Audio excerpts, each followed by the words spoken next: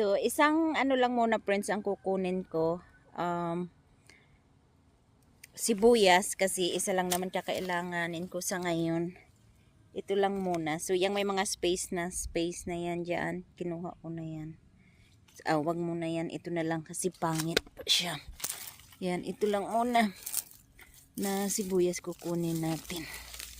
So, pwede na yan kasi parang nag-ano siya ba, nag-crack.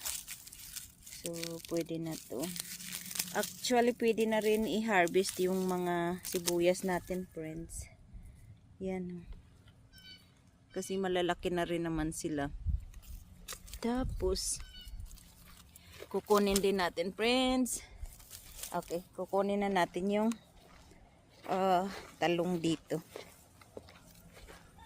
Ang ichiban na talong kasi malalaki na rin siya, friends.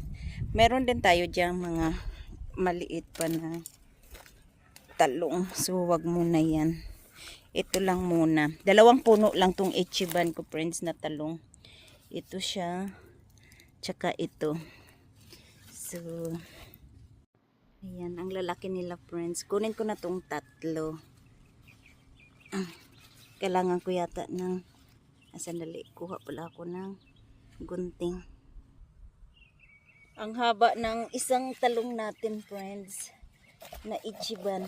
O, diba wala akong, wala akong mahanap na pruning share. Kaya kutsilyo na super hindi ba matulis? Ano ba sa Tagalog ang hindi matulis, hindi matalim. See?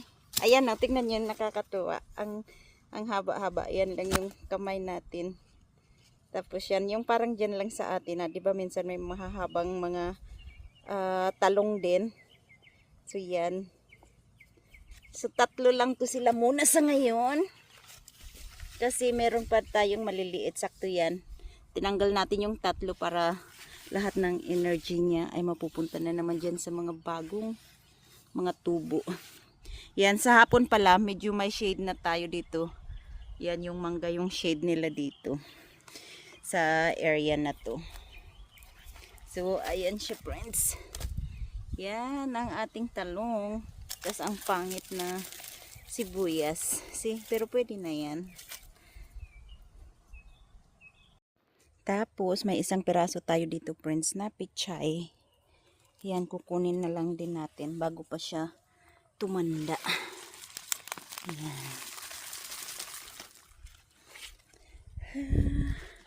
Ayan siya.